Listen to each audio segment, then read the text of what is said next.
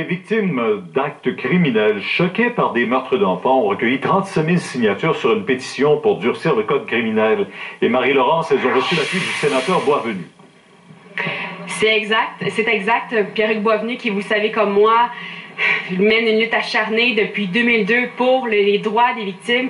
Et ce qu'on souhaite, bien sûr, c'est amasser le plus grand nombre de signatures possible pour déposer cette pétition-là au Sénat, puis à la Chambre des communes, pour que, oui, on veut changer le code criminel, on veut que les criminels aient moins de droits, mais surtout que les enfants, eux, en aient plus.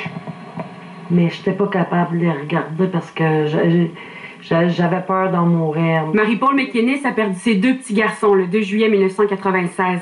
Son ex-conjoint les a tués avant de s'enlever la vie. J'espère qu'ils sont fiers de moi pour la bataille que je mène en leur mémoire, puis pour tous les petits-enfants du Québec. C'est pour cette raison qu'elle a tenu à signer une pétition lancée par Sylvia Ribeiro, une femme victime de bourreau d'enfants. L'avocat Marc Bellemare, le sénateur Pierre-Hugues Boisvenu sont venus l'appuyer jeudi. Quand ce sont nos politiciens qui sont attaqués par un terroriste, les choses bougent immédiatement et avec raison.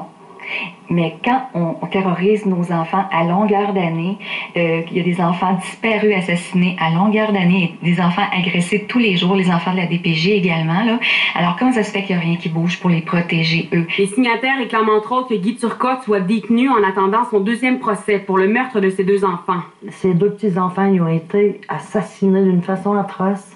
Être obligés encore de se battre avec la société, se battre avec les lois. Madame McInnes invite les gens à signer la pétition pour les familles et pour ces 2 garçons. J'assisterai pas à leur première peine d'amour. J'assisterai pas à leur mariage. Je serai jamais une grand-maman.